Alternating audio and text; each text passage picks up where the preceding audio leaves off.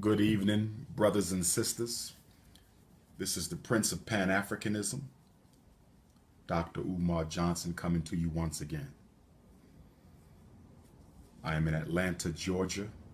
Shout out to the entire Black Georgia family. Shout out to Atlanta, Savannah, Conyers, College Park, all the way on down Augusta, Georgia. Shout out to my whole Black Georgia family.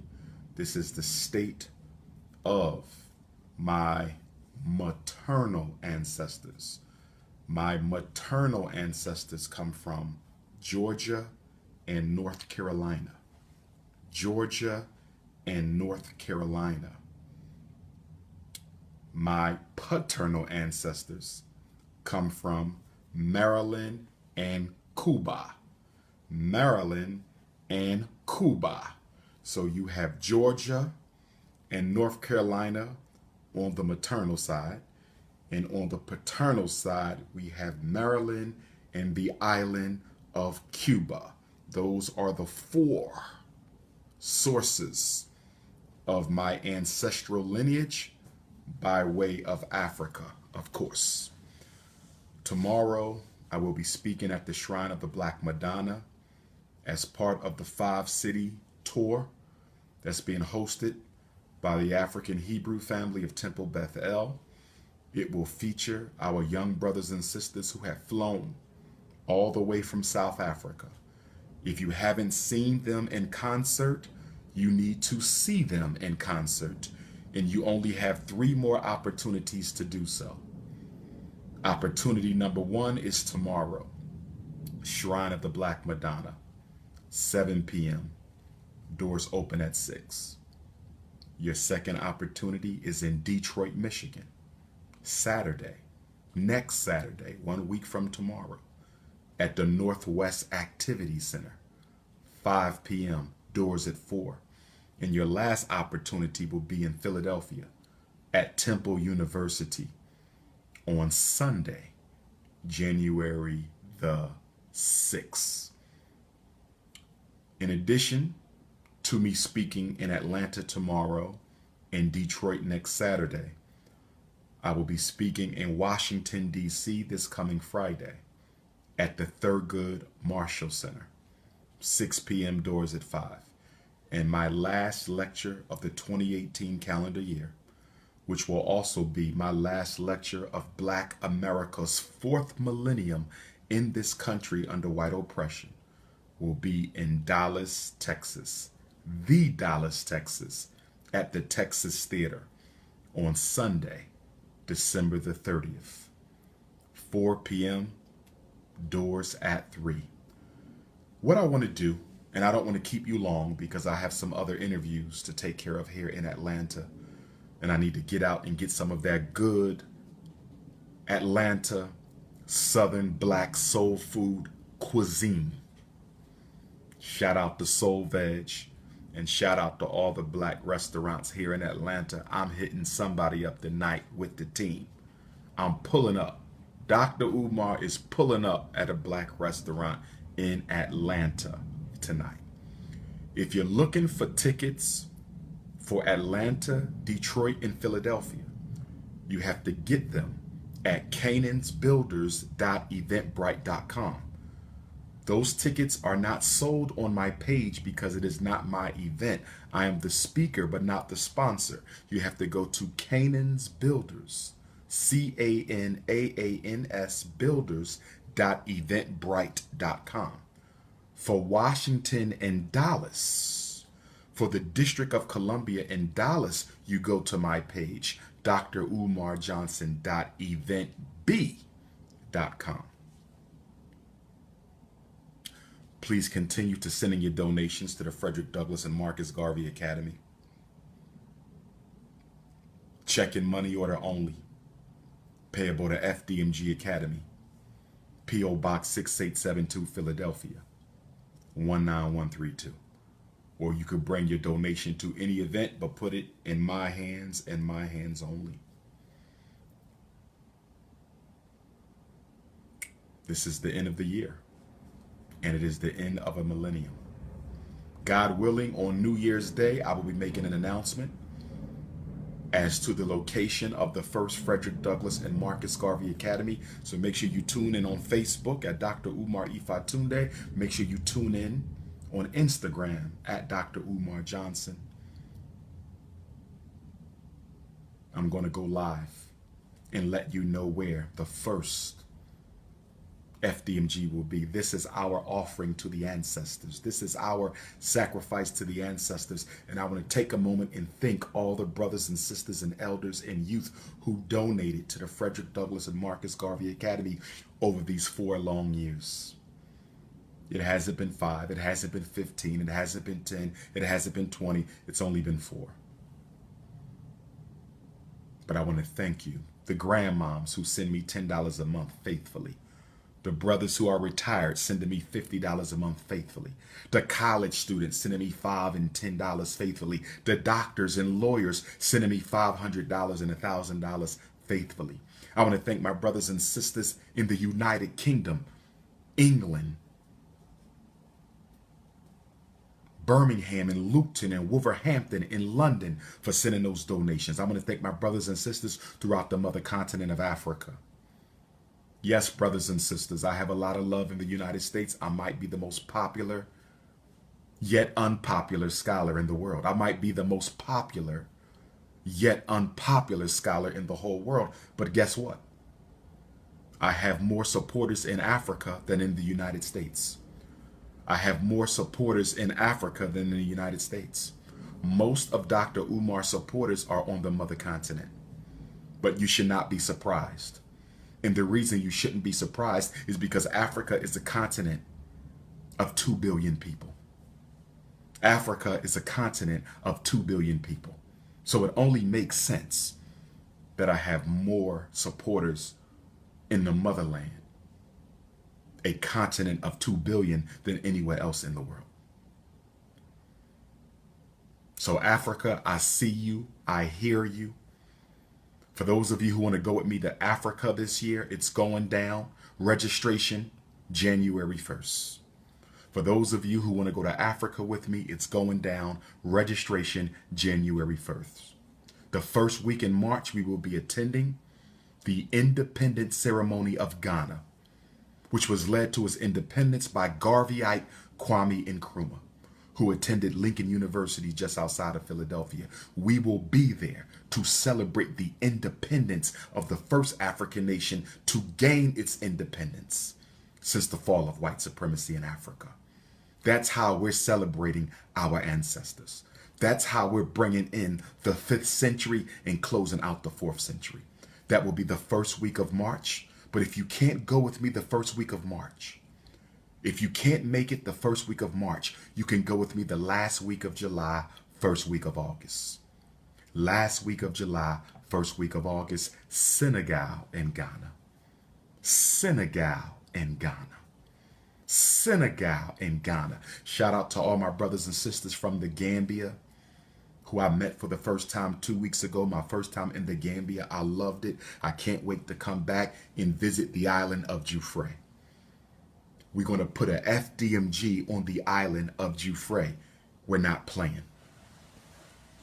Atlanta, there's a school in Atlanta owned by black folks. Once we get this first school that I'm going to announce on New Year's Day, I'm coming back to Atlanta to grab that other one. It's not a game. Detroit, y'all have a former charter school in Southfield, right across the street from Detroit, owned by blacks, the Academy of Southfield. Call them up, bang on the door. I want that school. So that will be 3 in 2018. I'm just going to call it. We're going to have 3 schools in the new century. 3 schools in the new year. One will be announced New Year's Day, and the other 2 coming soon. If you're having trouble with the ticket link, text me. If you're having trouble with the ticket link, text me. 215-989-9858. 215-989-9858. Resumes for FDMG should be sent to fdmgresumes@gmail.com. FDMG resumes@gmail.com.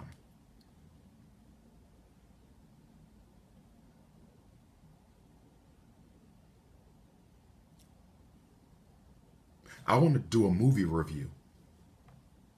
I want to do a movie review on Widows. If you haven't seen Widows, I want you to go see it. If you haven't seen Widows, I want you to go see it. Contrary to popular opinion, Black Panther, for me, was not the most important black movie of 2018. It was Widows. Contrary to popular belief, not Black Panther, but Widows is the most important movie for you to see this year. And we're about to do a psychological political analysis. We're about to do a political and psychological analysis of the movie Widows.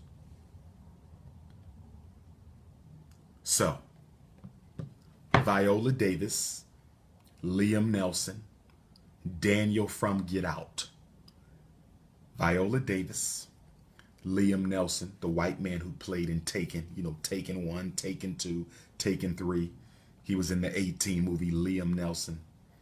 Viola Davis, Daniel from Get Out. Everybody remembers Get Out, which was a toned down version of Nat Turner's Birth of a Nation. If you haven't seen my Get Out movie review, go see it. It's on YouTube. Somebody's making money off of it, but not giving me none. If you haven't seen my Black Panther movie review, it's on YouTube. Somebody's making money off of it, not giving me none. But anyhow, this movie Widows was profound for so many reasons, and I want to just jump right into it. The movie comes on. The opening scene is Viola Davis laying in the bed with her white husband, Liam Neeson. They're tonguing each other down. They're kissing each other. That's the opening scene. Interracial romance. The opening scene. But I want you to see how this interracial romance ends up teaching Viola Davis's character a lesson about dating the Neanderthal. For those of you who have jungle fever, go and see Widows. Go and see Widows. So it opens up with Viola Davis and Liam Neeson having this romantic encounter in the bed. Absolutely disgusting, by the way. Her beautiful black skin, her rich, deep, curly, nappy hair, those beautiful full eyes, those beautiful lips, much respect to her husband. Sucking the lips and tongue of a Neanderthal. I almost puked, but let me stay focused. I almost puked, but let me stay focused. Now, in this movie, Liam Neeson led Viola Davis to believe that he was dead. He gets murdered allegedly in the opening scene, him and his homies. He was living a totally separate life with a white woman. He was living a totally separate life with a white woman and led his black wife, Viola Davis, to believe that he had been murdered because he wanted to disappear with the white girl. I hope you're listening, Serena Williams. I hope you're listening, Serena Williams. And when Viola Davis's character found out, and her name was Veronica Rollins in the movie, when Veronica found out that her husband had in fact not died, had not been murdered in a robbery gone wrong, it blew her mind. She just so happened to be visiting the white lady.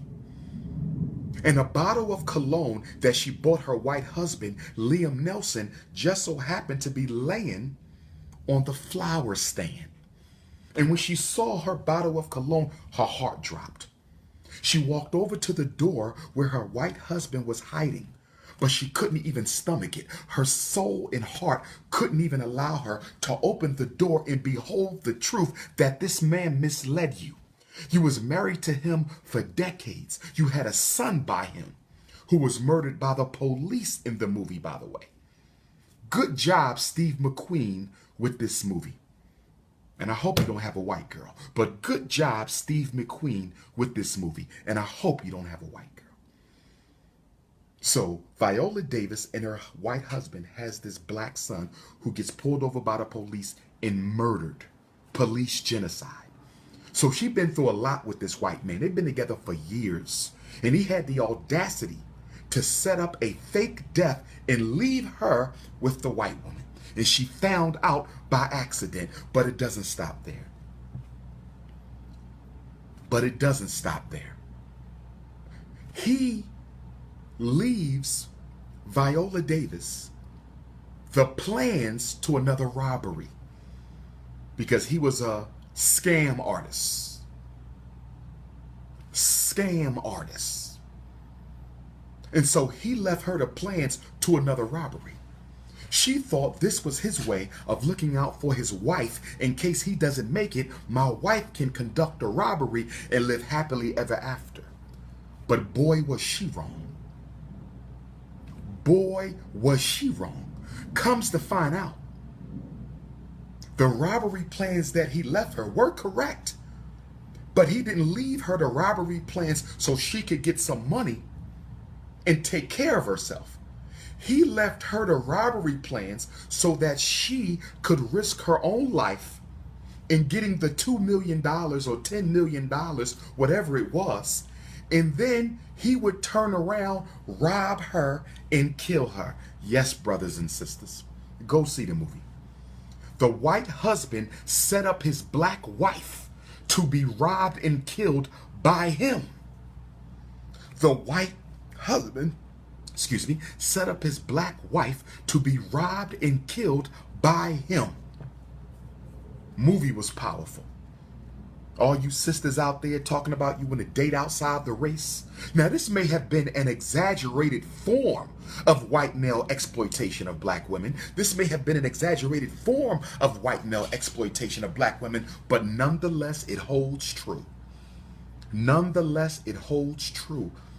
I've met countless numbers of black women who were dating, engaged, cohabitating, and married to white males. I've met countless numbers of them. And guess what?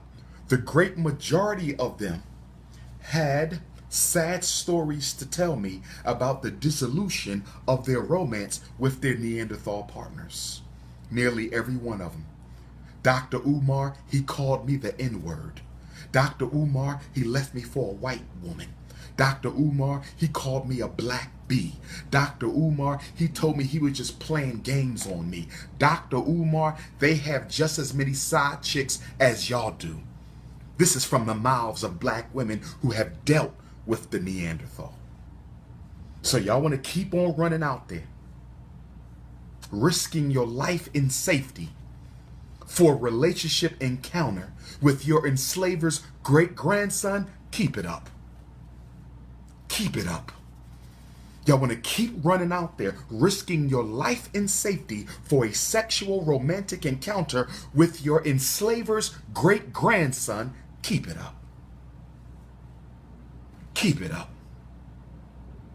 So anyhow, the fact that he set her up to be murdered, he used her to plan the robbery and then tried to kill her. He used her to plan the robbery and then tried to kill her. She had to kill him. She had to kill him. Now, in the real world, the average black woman wouldn't have killed her white husband. She would have been too shocked and too in awe to do anything about it. In the real world, he would have shot her. Because your white Jesus syndrome, your Neanderthal Christ complex, your Neanderthal Christ complex would have got the best of you in the moment. You would have froze up. He would have took your life. In the real world, she would have died. Because when so many black women look in the eyes of a white male, they see a king, they see a deity, they see a demigod. They don't see an enslaver. They don't see an oppressor. They don't see an exterminator. They don't see a narcissist. They don't see a sociopath. They see a deity, a demigod, a creator. So y'all would have froze up in the moment.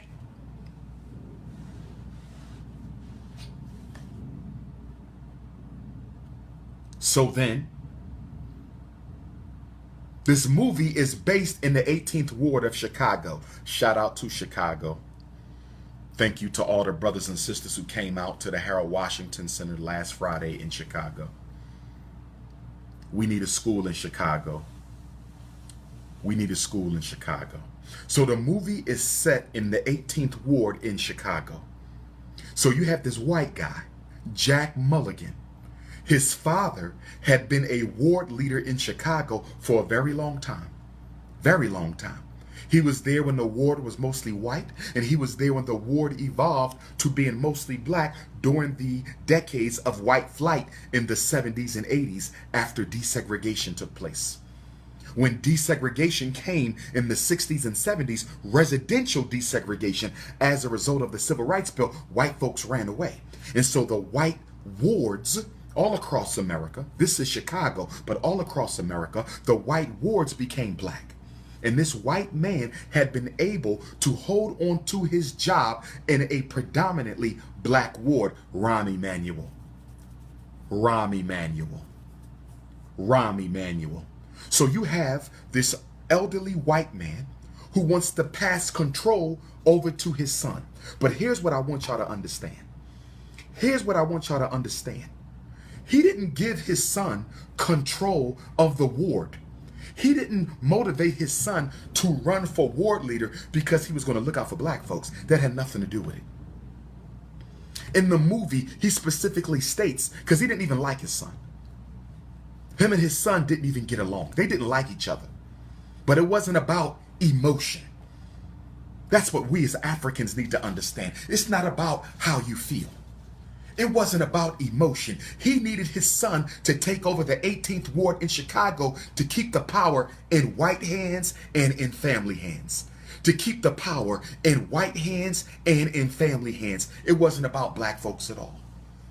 It wasn't about black folks at all. When President Barack Obama gave Rahm Emanuel, his White House chief of staff, his blessing to resign chief of staff and go back to Chicago and run for mayor, Obama didn't do that because he thought Rahm Emanuel would look out for blacks.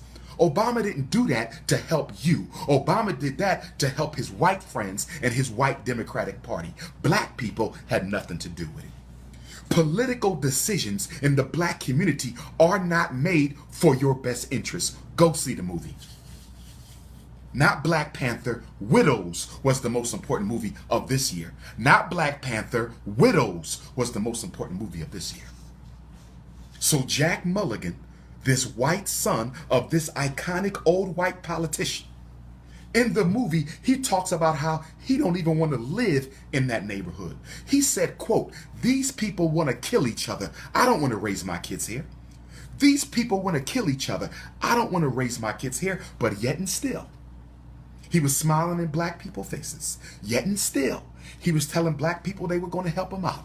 Yet and still, he was playing your emotions to get you out on election day so you can vote for him. Okay? And I'm going to be honest with you.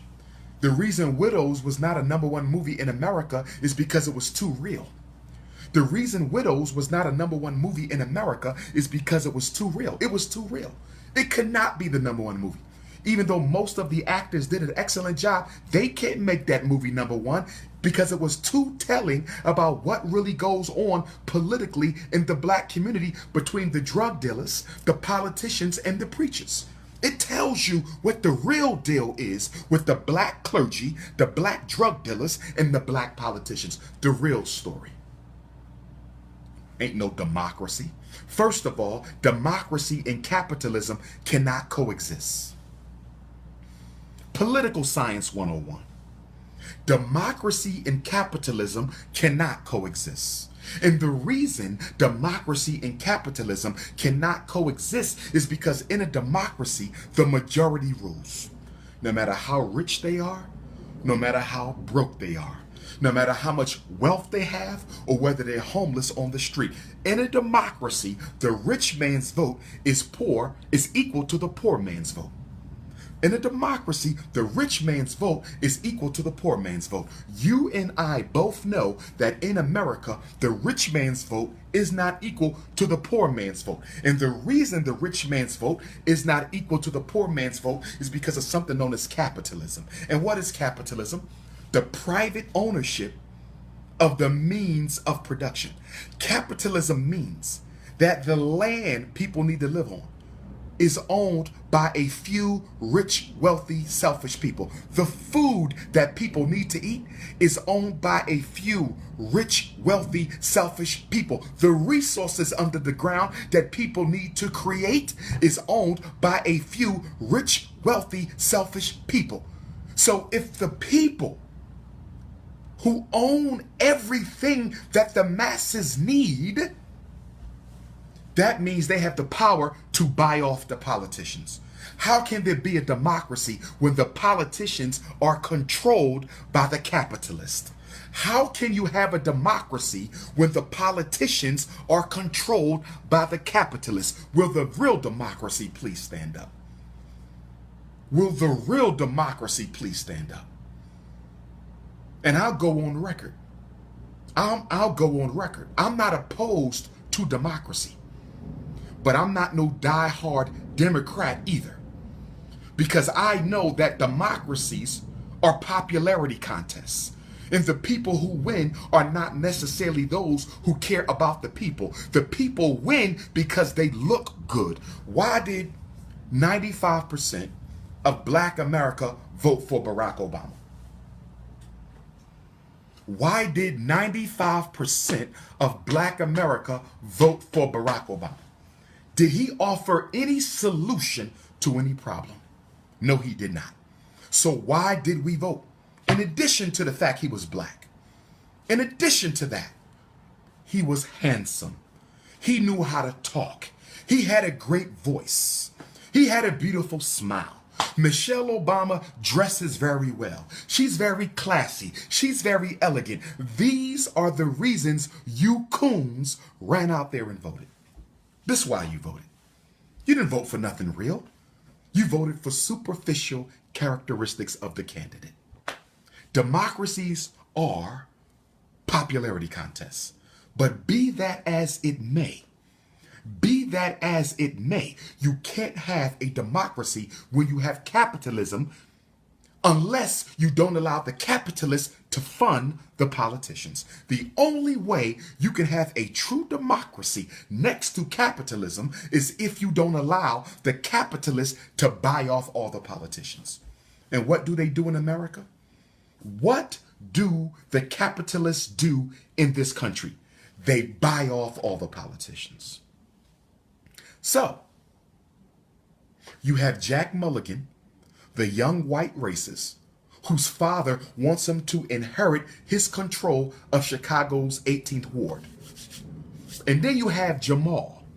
Let's talk about Jamal. Jamal is a young, corrupt, African-American politician in Chicago's 18th Ward who's in with the drug dealers and he's in with the gangsters. And Daniel from Get Out is actually his enforcer and hitman. Daniel from the movie Get Out is Jamal's enforcer and hitman in Widows. See, what Jamal shows you, and I'm not demonizing our brothers on the corner because many of them are on the corner because America don't have jobs for them and the Black community could care less about creating any. I'm not demonizing my brothers on the corner because America don't have jobs for them and the Black community isn't interested in creating any. But what Jamal shows you, the character of Jamal, who's running to become the first Black person ever elected in Chicago's 18th Ward. According to the movie, he's running to become the first Black person ever elected to Chicago's 18th Ward. Does it sound familiar? How many Black people have gotten caught up in the emotions of electing the first Black this and the first Black that? How often do we get caught up in electing Black first? Clarence Thomas after Thurgood Marshall, the first Black Supreme Court justice since Thurgood Marshall. Black folks is crazy. Barack Obama, first president. Black folks is crazy. Whenever they give us a first anything, our emotions take over our logical reasoning and we just run out there and start voting for folks who don't even plan to do anything for us. But see, what Jamal's character shows is that becoming a politician is a natural graduation from a life of crime. Oh yes. If you go throughout Black America and do your background research on many of our elected officials, you will find that even if they were not involved directly in the illegal drug trade or organized crime, they are definitely protected and locked in with other brothers and sisters who was involved in organized crime. And this goes for the white politicians too. Rahm Emanuel has a strong relationship with the white drug lords of Chicago. You better believe that. You better believe that. Bill Clinton, when he was governor of Arkansas, he oversaw the importation of the CIA's cocaine into Arkansas. Little Rock, Arkansas was one of the major import destinations for cocaine coming in from the Colombians into the United States. You don't become a big-time politician if you're not in with the dope. You know why? Because they will kill you if you do anything to affect their corporate interests. That's why John F. Kennedy was murdered. That's why John F. Kennedy was murdered. You want to know why they murdered Kennedy? Was it for helping blacks? That had nothing to do with it. Kennedy was murdered for 2 reasons. The second reason, he wanted to take America's money out of the Federal Reserve, because the Federal Reserve is a privately owned bank. Kennedy said, our money should be in America's banks, not a private corporate bank. He had to die. That's the same reason Abraham Lincoln was murdered. Abraham Lincoln was murdered not for helping blacks, because he did not. Abraham Lincoln was murdered because he wanted to take America's money out of the Fed.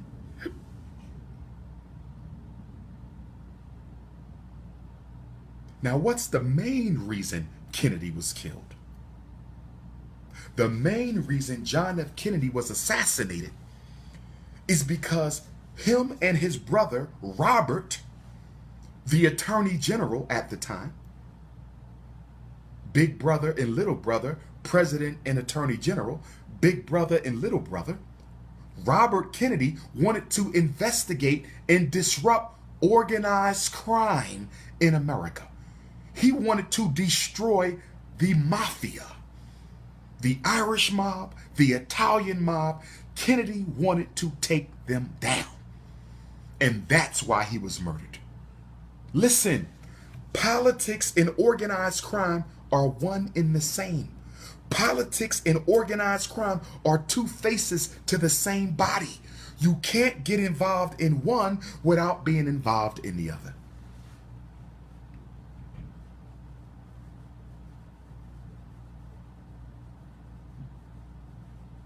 Let's keep going. So, you got Jack, the white son, whose father wants him to inherit his leadership of Chicago's 18th Ward so they can continue to control the contracts and the resources. People don't run for office to help nobody.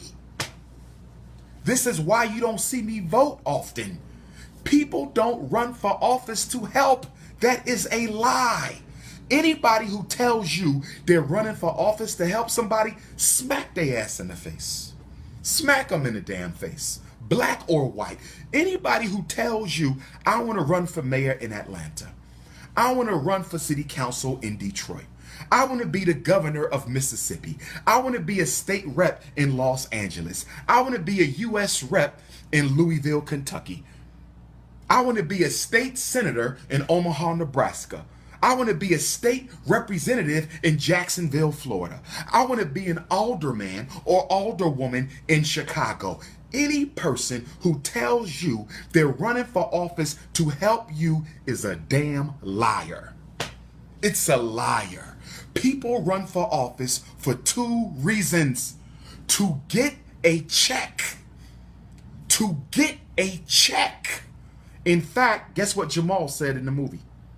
Listen to this. This is Jamal. the young African-American running to be the first elected alderman in Chicago's 18th ward. Jamal said, quote, this is what he told Daniel, his enforcer. He told Daniel, quote, do you know how much money aldermen make in Chicago? This is Jamal talking in the movie. He looks at Daniel and says, do you? Because Daniel said, why you want to get in politics?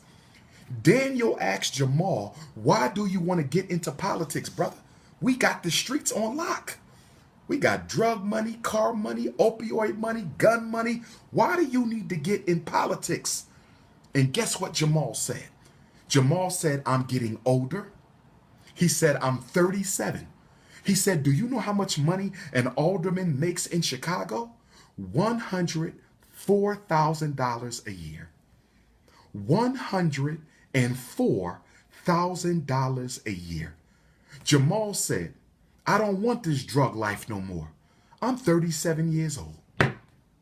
That's why people run for office. To get a check. Not only that, in most cities in America, do your research. In many cities and states and counties in America, if you are elected to office for 1 or 2 terms, even if you only serve once or twice, you are given an elected official's pension for the rest of your life. You are given an elected official's pension for the rest of your life. Will the real politicians please stand up? Will the real politicians please stand up? Will the real politicians please stand up? Nobody is running for office to help nobody. They're running to get a check, and they are running to make money off of distributing contracts. They want to control the businesses and the resources in that neighborhood for money and power and status and kickbacks. Nobody's running to help no damn body. If you don't believe me, then name me 10 black politicians right now in this country, anywhere in this country, who have done something systematically to change mass incarceration where they are, systematically to change unemployment where they are, systematically to change police genocide where they are, and systematically to change miseducation where they are. Name me 10. I will wait. Name me 10. I will wait. See, you can't run that on Dr. Umar Johnson. I'm too politically astute. You can't come to me and say, brother, I want to be mayor because I want to help our people. Brother, I want to be state senator because I want to help our people. Brother, I want to be alderman because I want to help our people. Use a damn lie. Use a damn lie. And let me tell you why you are a lie. You can get more done on the street without being a politician than you ever could in office. You can get more done on the street as a grassroots organizer than you ever could in an elected office. So don't tell me you're running for office to help somebody. And then 95% of all black politicians are financed by the Democratic Party. White folks is funding your campaign. How you gonna help me? How you gonna help me? White folks is funding your campaign. How you gonna help me? Let's keep on going. So then Jack, the young white racist whose father wants him to inherit the leadership of Chicago's 18th ward, he tells his father, quote, we are losing votes. We are down 7,000 votes. Because remember, he's running against Jamal. Old white power, new black power, both of them corrupt. Jack versus Jamal. Old white power, new black power, both of them are corrupt. Jack versus Jamal. Old white power, new black power, both of them are corrupt. So Jack gets into an argument with his father, and he tells him that you haven't been taking care of business in this ward, and you're affecting my ability to win this election. He said the district lines have been redrawn. We have lost 7,000 votes because you didn't support the mayor's housing plan. Listen to me, brothers and sisters. It's about to get deep right now. I want y'all to follow me. Listen to what Jack told his father. If you live in any major city, especially Chicago and New York, I hope you're paying attention. If you live in any major city, especially Chicago and Detroit, I hope you're paying attention.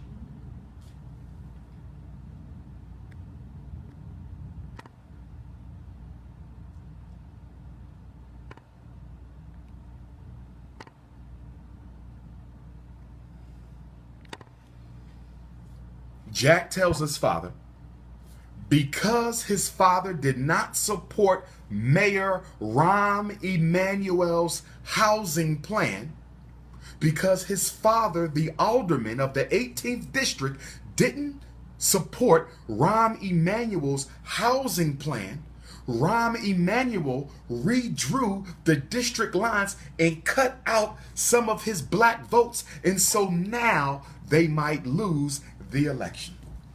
Who said politics was about the people? If you think politics is about the people, you out your damn mind. The only reason the people matter is because they need you to vote. That's it. Outside of that, you have no say, you have no influence, and no decisions made are for your best interests. And we got the NAACP and Urban League and Congressional Black Caucus running around telling everybody in Black America that you gotta vote. They make you scared, and so you run out and vote. They call it vote or die. Vote or die. Sandra Bland was a voter. Is she here now? Eric Garner was a voter. Is he here now? Philando Castile was a voter. Is he here now? Walter Scott was a voter. Is he here now? Alton Sterling was a voter. Is he here now? Vote or die. How about we still die even when we do vote? Get out my face with that. Get out my face with that crap. You are not going to use fear as a tactic to force me to vote for you. You can't use fear against me. We done been here for 4 centuries, 400 years, and we still don't understand how the system works. It's time to turn the corner, brothers and sisters. 2019, new year, new century. 2019, new year, new century. 2019, new year, new century. It's time to turn the corner. Who with me out there? Who rocking with Team Pan-African in 2019? Who on Instagram is rocking with Team Pan-African in 2019? Where my real ones at? I ain't talking about the ones who just want to get on social networking posture. I'm not talking about the ones who want to make YouTube videos all day. I'm talking about who gonna beat them streets with me. Who ready to go door to door and knock on some doors? Who ready to do that? Who ready to get the elders out the house and put them in the van and bring the elders to the meeting? Who ready to rock out with me? Because the YouTube movement is over.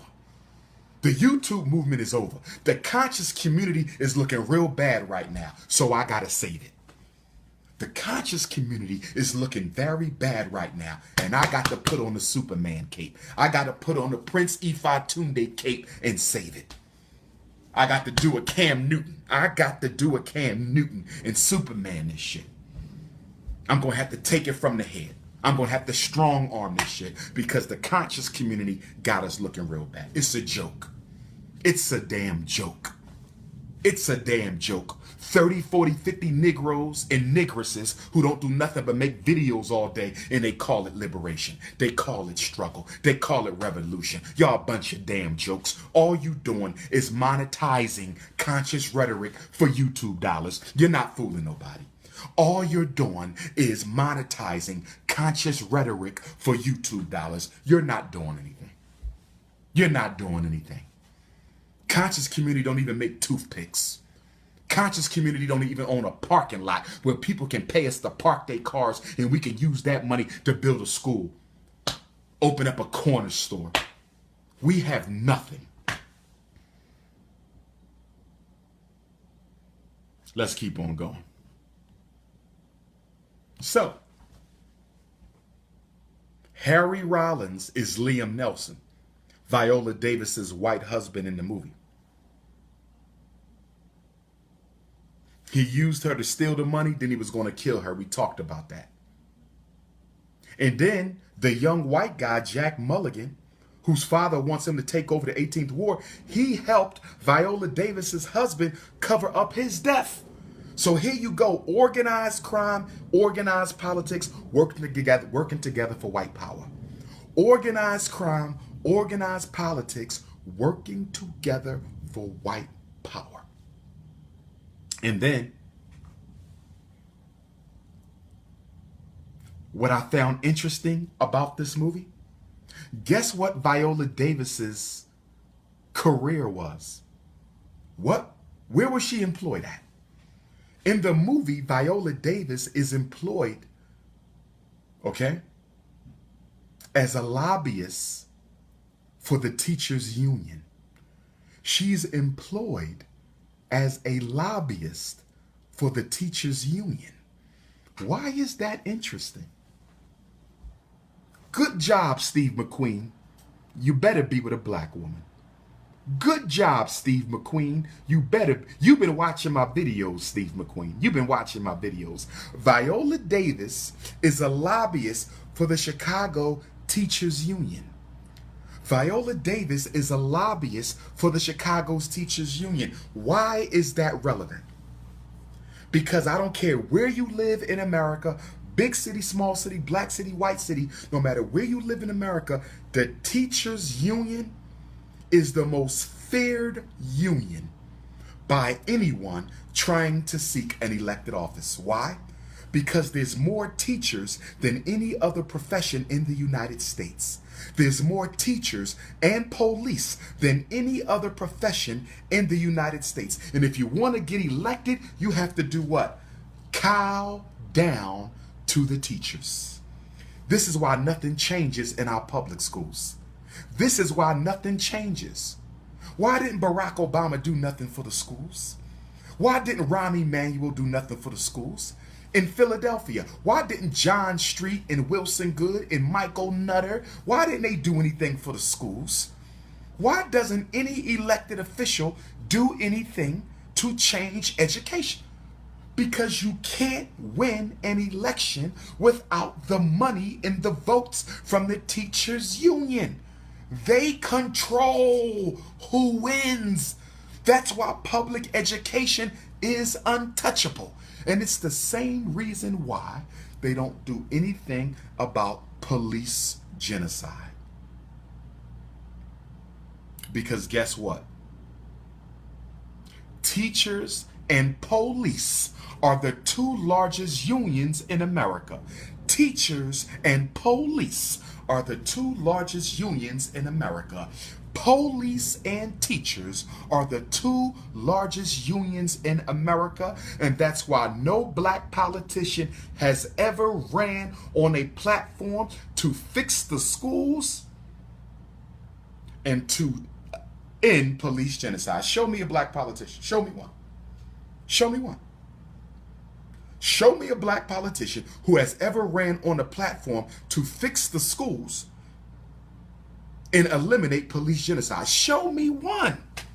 They can't do it because they belong to the Democratic Party, and the Democratic Party is not going to finance no black person who's promising to fix the schools and stop police from killing us. No black person is ever going to run under that because the Democratic Party ain't going to give them no money if they do.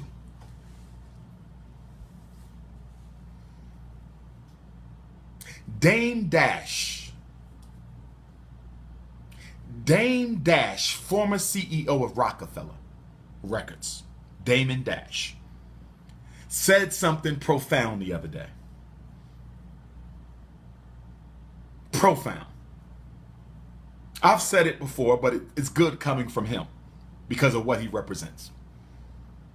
Damon Dash the other day said, speaking of hip-hop in the music industry, speaking of hip-hop in the music industry, the other day, Damon Dash was being interviewed, and Dame said, these major white music labels, Leor Cohen and Def Jam, Leor Cohen and Def Jam, and all the rest of them, Arista, all of them, Universal. He said these major white music companies have convinced us, black people, that we need them in order to sell music to our own culture. Let me repeat this again. Dame Dash said Leor Cohen and the other vampires of the music industry, and I'm paraphrasing, he said they have convinced us, and this is not a paraphrase, he said they have convinced us that we need them to sell music to our people. Damon Dash was speaking to the psychological holocaust that African people suffer from. Why do you need money from the Democratic Party to get elected by black folks? I don't understand that. Why does a black candidate need white money to get elected by black people? Help me understand. What did Dr. Carter G. Woodson say? Author of Miseducation of the Negro. And by the way, if you plan to invite me to speak during Black History Month, get your requests in now. Don't wait till the last minute. If you plan on inviting Dr. Umar to speak at your college, your university, your school, your library, your Black History Month program, invitations need to come now.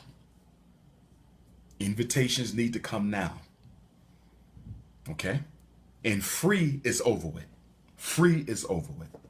Except for the prisons. I still speak at the prisons for free. Okay? Now, let's go back.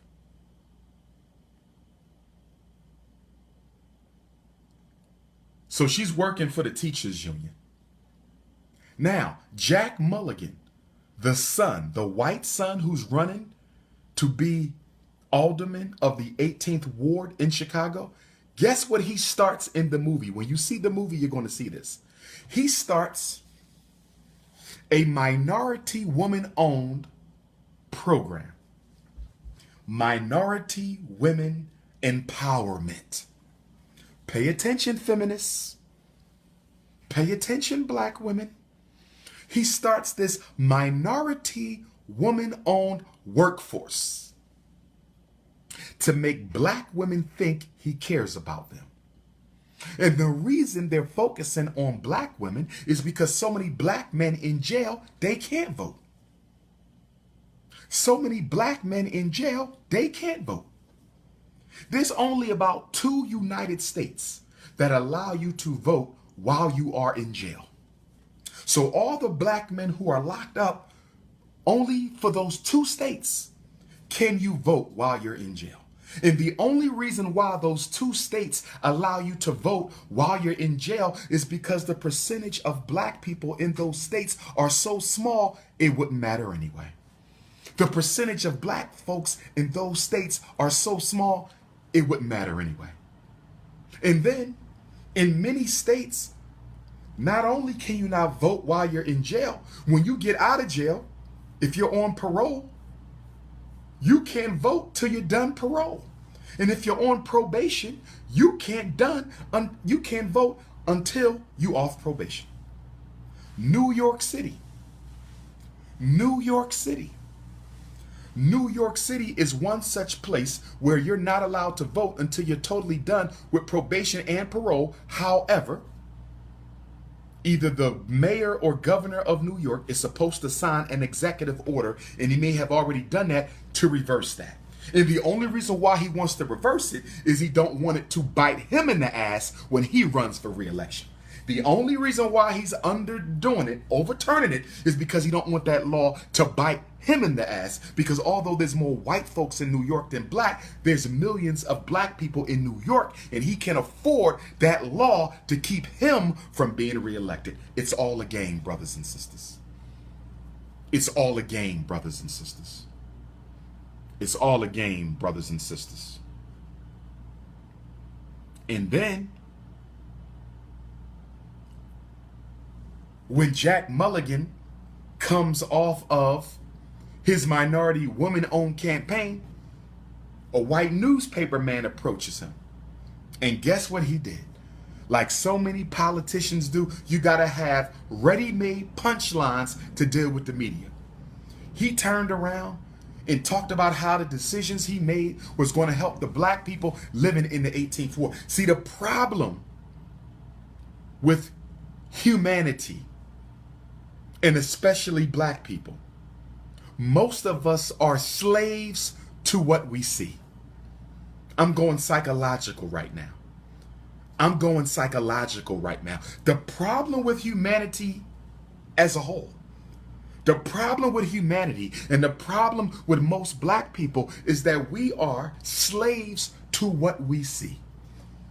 It is very difficult to train your mind to look beyond the obvious. It is very difficult to train your mind to look beyond the obvious. And that is why we are taken advantage of. And then Jack, the young white racist running for alderman of Chicago's 18th ward, he says, quote, "Politics is a business. That's all it is. Empty promises.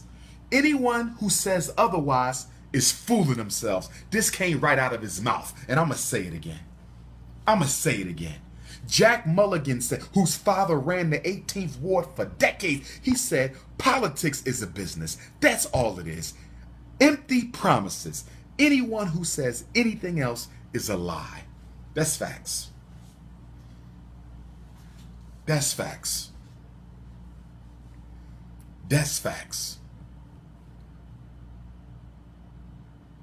And then we talked about the drug dealer, Jamal, running for office. We talked about the white racist, Jack Mulligan. Father has been running the ward. Now we have to talk about the preachers.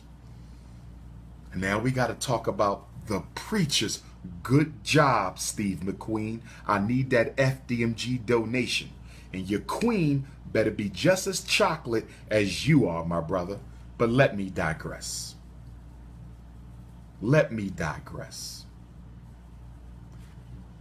Jack Mulligan, the white candidate. Jamal, the black candidate. Jack Mulligan, the white candidate. Jamal, the black candidate. They both go to the same preacher. Stay with me. We talking about the black church.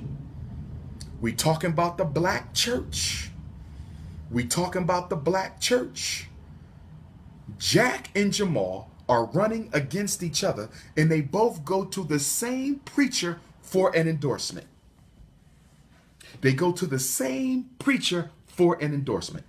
When Jamal shows up, the black candidate, the gangster, Jamal shows up, and guess what the preacher tells him? The preacher says, "I'm the largest congregation in Chicago, and I have the largest outreach in Chicago." He said, "If I don't give you my endorsement, you will have a hard time winning in this ward because I run this ward. If you don't get my white Jesus vote, you don't win." And Jamal says, "What do I need, Pastor Pork Chop, Pastor Chicken Wing, Deacon Watermelon, okay? Reverend Sweet Potato Pie?" Jamal says, "What do I need to give you, Pastor, in order to get your endorsement?" And the pastor said, "What is my endorsement worth to you?" What am I saying, brothers and sisters? Do you want to know what I'm saying? I'm saying that pastors are paid cash money. This ain't no game. Pastors are paid cash money to go into the church on Sunday and sing the praises of a particular politician. They don't give a damn about whether that politician going to do anything for you. In many cases, they know that the politician ain't no good, but it ain't about you. It's about their money. It's about their money. It ain't about you. The politicians show up with a briefcase full of money to all the big churches in Philadelphia. Briefcase full of money to all the big churches in New York. Briefcase full of money to all the big black churches in Texas. Briefcase full of money, all the big black churches in Los Angeles. This ain't about no public service. This ain't about Jehovah. This ain't about Jesus. This is about money and power, brothers and sisters. They pay for it. The next time you go to church and you hear your pastor endorse a certain politician, I want you to ask your pastor, look him in the eye and say, what price did he have to pay for your endorsement? Did he pay you in grants? Did he pay you in real estate? Did he pay you in personal promises?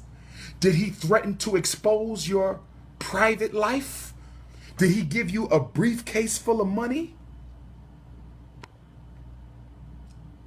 Ask him, what price did he pay? Preachers do not endorse politicians because they think they're good. You got to pay to think about it now. These mega churches got 20,000 members.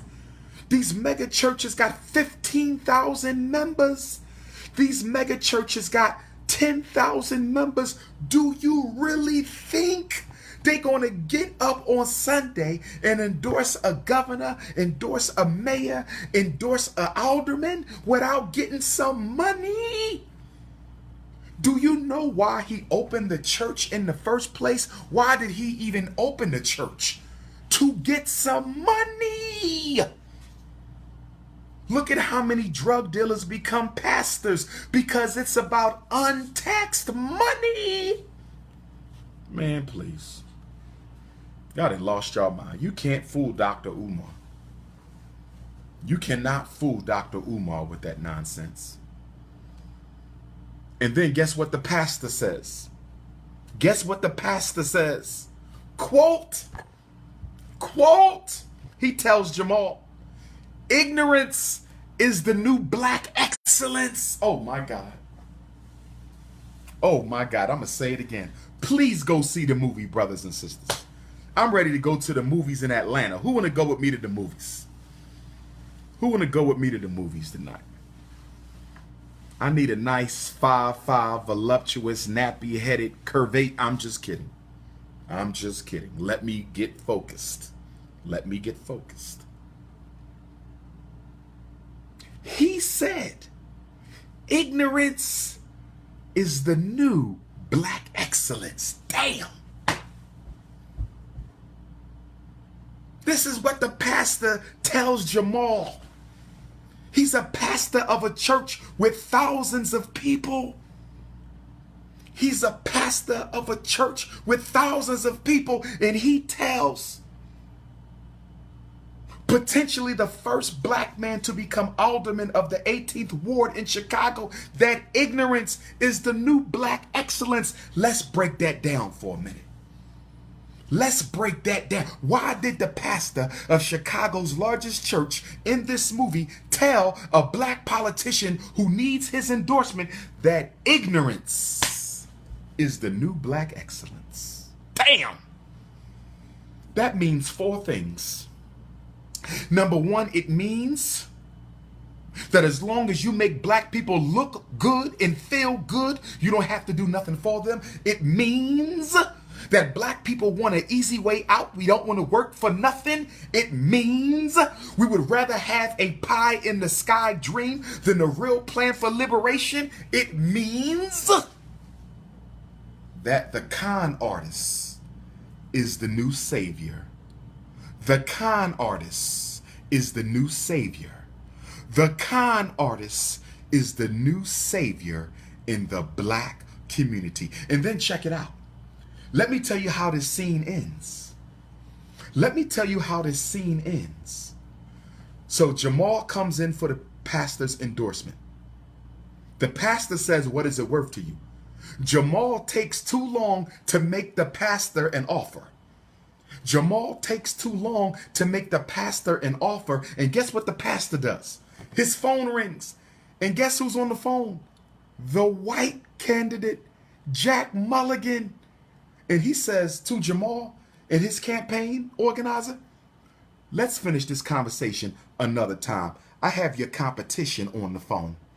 Let's finish this conversation another time. I have your competition on the phone. The black church ain't about Jesus. The black politician ain't about the community. They are about them damn selves. When are we going to wake up and recognize that the preacher and the politician are both con men and hustlers? How long is it going to take us to understand they don't represent us?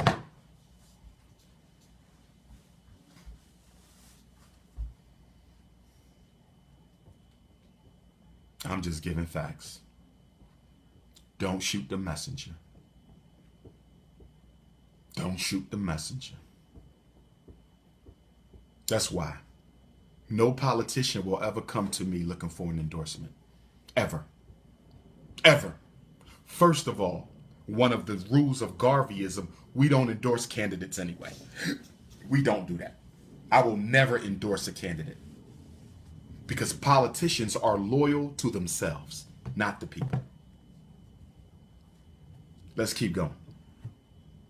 So then Jack Mulligan, the white racist candidate for Chicago's 18th ward, whose father has been running the ward for decades, he gives money to a black young sister so she can open up her beauty salon. He gave money to a black young sister to open up the beauty salon.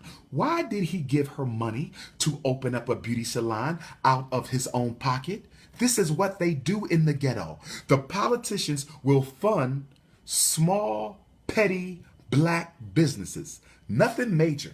Nothing, just a little corner store. I'm going to give you money with this little Negro grant so you can, have people pay you to put weaves in their head and stuff, right? You know why he gave her money to open up the shop? Because she's a black woman. And by word of mouth, because he gave her money to open up her shop, she's going to use her influence with her customers to get them out on election day to vote for him. He don't care about her. He don't care about no damn black hair. He don't care about no damn weaves. He only did it to use her as a conduit to bring him votes. And guess what? I'm also willing to bet she don't own the building her shop is in. He owns the building that the shop is in. Stay with me. Stay with me. So what they do, what white folks do in the black community is they will fund petty black businesses. They will fund petty black businesses, right? So the black businesses will give the appearance that this building is black owned, but the building is white owned. But they use black people to sit on these buildings long enough for the white folks to come in and gentrify the neighborhood and buy all the property up. And then all of a sudden you say, I thought they owned that shop. I thought that was his. I thought she owned that. I thought that was his. The white politicians put black people in those shops to make it look like they own them. But on paper, they still own them. And then when they finally win the election and get what they want, and the gentrification campaign begins, they give all those black people that they use for votes their walking papers. They give all the black people that they use for votes their walking papers. I'm going to give you a real story. Temple University started a communiversity program. Y'all know what I'm talking about if you live in Philly. I forget the name of what was the name of the Temple University communiversity program, where everybody would go and get free classes on law, education, diet, nutrition, child. It was a beautiful program. Beautiful. But once Temple University felt that they had enough political power in North Philly, what did they do? They canceled the communiversity, canceled it, and then start buying up all the real estate in North Philadelphia. They used black consciousness. They used black consciousness to make black people think that they are on their side long enough for them to dominate the real estate in the black ghetto.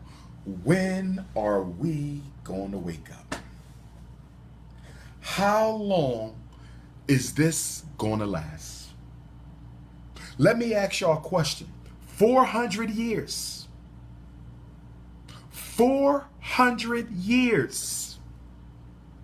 Do we have to go through 4 more hundred? Do we got to go through 8 more hundred? Do we got to go through 2 more hundred? Do we got to go through 1 more hundred? How many more centuries of this bullish do black people have to go through before you wake up and realize that the only people who are going to solve your problems are you? The church ain't gonna do it. Obama ain't gonna do it. The preacher ain't gonna do it. The white man ain't gonna do it. Jesus ain't gonna do it. You got to do it. You want to hear something else? Let me hit y'all with something else. Why are African and Africana and African American studies programs so popular at America's white universities now? And we're about to wrap up. My question for tonight, I want to see if anybody can answer this question. Why are African, African American, and Africana studies programs so popular at America's prestigious white universities? I mean, after all, if you want to get your doctorate in African studies, why not go to a black college? If you want to get your master's degree in Africana studies, why not go to a black college? If you want to get your undergraduate degree in Africana studies, why not go to Howard, Morgan State, Bowie, Delaware State, Eastern Shore, Cheney, Lincoln, FAMU, Morehouse, Spelman, Clark? If you really wanted to get a degree in Africana studies, why are you at the white school? But that's not my question. The question is, why do so many white racist colleges have Africana PhDs and master's programs? Do you want to know why? I'm going to give you a homework assignment. I want you to look at every white college with an Africana Studies PhD, and I'm willing to bet you that at least 85% of America's universities with an Africana doctorate or an Africana master's program is one of the major real estate owners in the black ghetto. Do your research. The main universities pushing black people out of their neighborhoods are the main gentrifiers of the black community. They are the main ones with an Africana studies major. I'm spitting facts right now. If you don't believe me, do your research. I'm going to say it one more time and I will move on. I got $1 million. And I don't got $1 million, but I got $1 million. If you can prove me wrong. I'm telling you that all of the universities that brag about their PhD programs in black studies, and Temple University was the first one. Every last one of the white universities in America with a PhD in black studies is also silently buying up the black community and pushing us out. That is a fact. It is a fact that the main purpose of universities is not education. The main purpose of a university is real estate. I'm going to keep on going.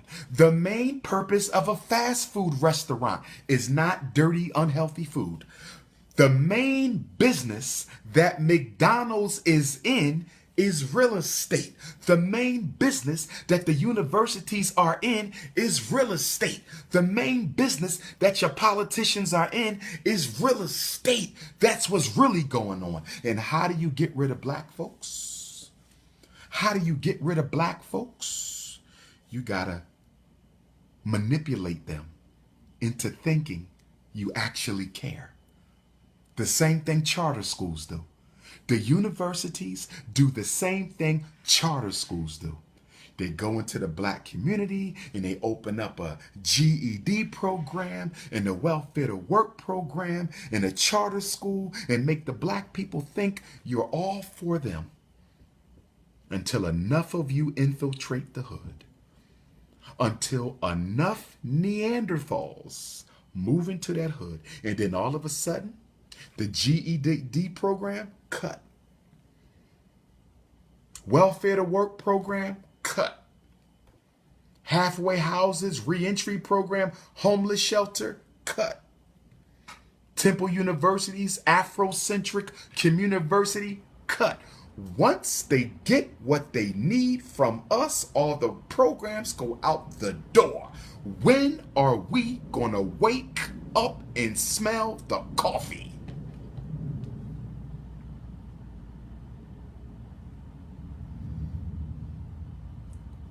Now the movie goes off. Let me tell you how the movie ends. We're still talking about widows. This is the official Widows movie review. Please go see it. Please go see it.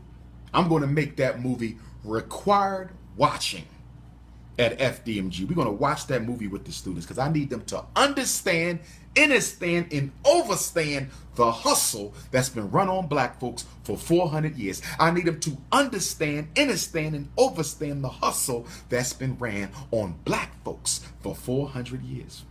So guess what Jack does? He pulls a Machiavellian strategy. So Jack is running against Jamal for 18th Ward Chicago. Guess what Jack says? Jack goes to Jamal at the end of the movie. Jack goes to Jamal and he says, listen, I don't really want to be alderman. My father just wants me to do it. How about I sabotage my support, stop showing up to a couple of interviews, make a couple of statements that will offend black people, so I drop in the polls. You will go up in the polls, but the agreement is you're going to do what I need you to do when you get in office. Pow! This is how politics run.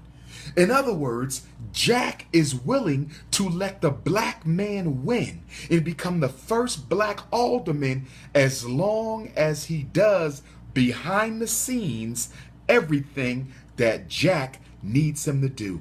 This is why they love to put black people in office. This is why they love to put black people in office, because if you can get black people distracted by the color of the Negro in office, white power can do everything they want to do to black people while the Negro is there. Barack Obama. Barack Obama. There's no way in hell America would have got away with what America got away with if Obama was white. No way.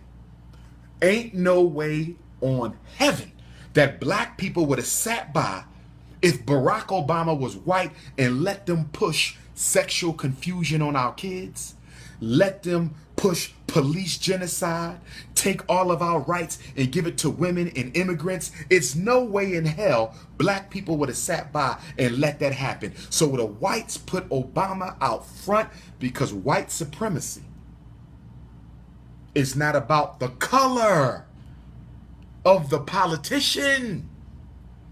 White supremacy is not about the color of the politician. White supremacy is about the color of the hand that controls the politician. Let me say it again. In this movie, Jack pulls out the race. Jamal, I'm going to let you win. Your people want to get a first black alderman, I'm going to give them to you. But you're going to do what I tell you to do, or I'm going to get your black ass brought up on charges. I'm going to let you be the first black because your people love first blacks. So I'm going to let you be the first black, but you're going to carry out my agenda. This is why I don't vote for black politicians who are financed by the Democratic Party. This is why I don't vote for black politicians who take money from white folks claiming to represent us. Because I know you are only the face out front, but the hand that's calling the shots is always a white man. The power of the unseen hand. Brothers and sisters, I think I'm going to leave it right there. I want y'all to pray for me and FDMG. Pray, brothers and sisters, that this deal goes through. We need this deal to go through. It's looking good. It's looking good. Because on New Year's Day, I want to get right back on Facebook and right back on Instagram. On New Year's Day, I want to get right back on Facebook and right back on Instagram. And I want to declare to the whole Pan-African world, in the name of our ancestors and our quadricentennial, that the first Frederick Douglass and Marcus Garvey Academy will be in this city and in this state. And if you want to be part of the movement, I suggest you relocate, because we will not be playing. Where the first FDMG will be, that will be the new Black Wall Street of Black America. Where the first FDMG will be, that will be international headquarters for Team Pan-African. Where the first FDMG will be, that will be international headquarters for all Pan-African revolutionaries in the world. I'm talking about changing the game. I am a game changer. FDMG is a game changer. NIBPA is a game changer. Team Pan-African is a game changer. And if you want to be a part of the game changing,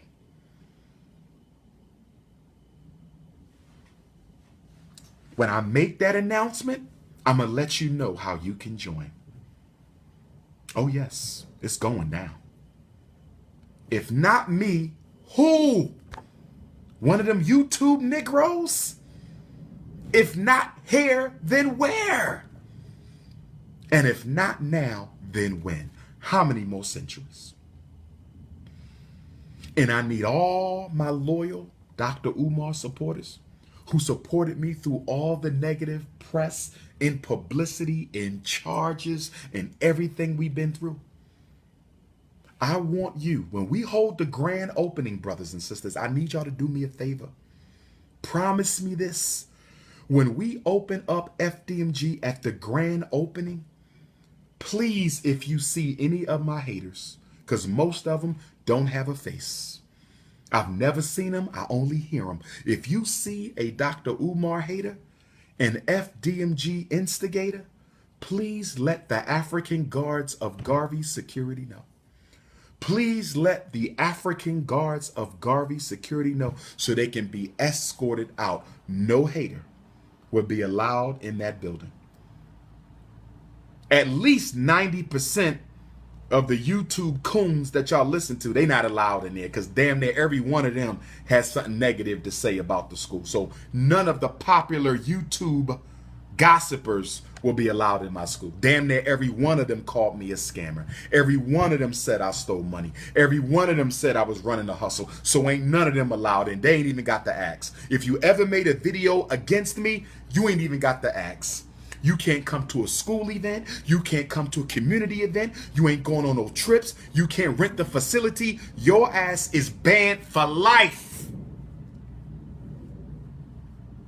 For life, you're banned. You don't speak against this. I'm trying to open up a school for our boys, and you up here trying to destroy and attack it because you ain't doing nothing for the people? Nah, family.